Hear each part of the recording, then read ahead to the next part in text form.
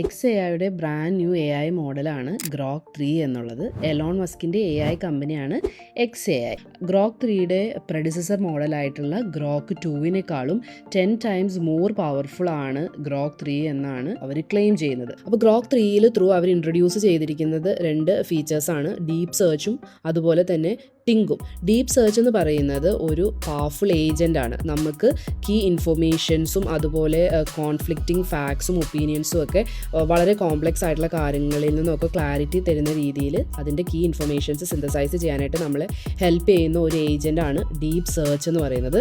അതുപോലെ തിങ്ക് എന്ന് പറയുന്നത് അവരുടെ റീസണിങ് മോഡലാണ്. മാത്സ്, സയൻസ്, കോഡിങ് പോലെയുള്ള കാര്യങ്ങളിൽ വളരെ യൂസ് ചെയ്യാൻ പറ്റുന്ന ഒരു റീസണിങ് മോഡലാണ് തിങ്ക് എന്ന് പറയുന്നത്. ഇനി ഇവിടെ നമ്മൾ നോക്കിക്കഴിഞ്ഞാൽ ഇവരുടെ പ്രീവിയസ് മോഡലായിട്ടുള്ള ഗ്രോക്ക് 2 നമുക്ക് ആക്സസ് ചെയ്യാനായിട്ട് പറ്റും.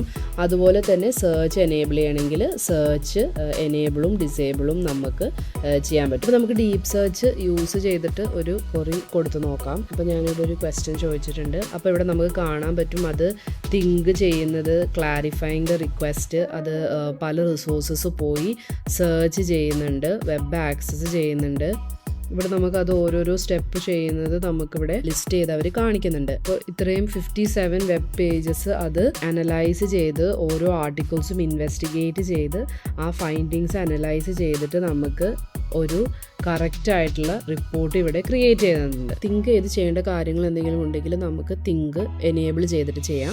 അല്ലാതെ നമുക്ക് നോർമൽ ക്വസ്റ്റ്യൻസ് ചോദിക്കണമെങ്കിൽ അതും ചോദിക്കാനായിട്ട് പറ്റും. ഇനി നമുക്കൊന്ന് ഇമേജ് ജനറേഷൻ ട്രൈ ചെയ്ത് നോക്കാം. അപ്പോൾ ഞാനിവിടെ ഒരു പ്രോംപ്റ്റ് കൊടുത്തിട്ടുണ്ട്.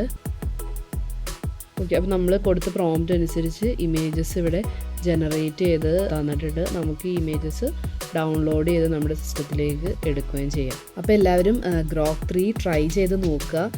Now available for free until our servers melt എന്നാണ് XAI അവരുടെ പോസ്റ്റിൽ പറഞ്ഞിരിക്കുന്നത്. അപ്പോൾ ഒരുപാട് യൂസേജ് വന്നു കഴിയുമ്പോൾ അവർ ആ ഫ്രീ വേർഷൻ ചിലപ്പം എടുത്ത് കളയും.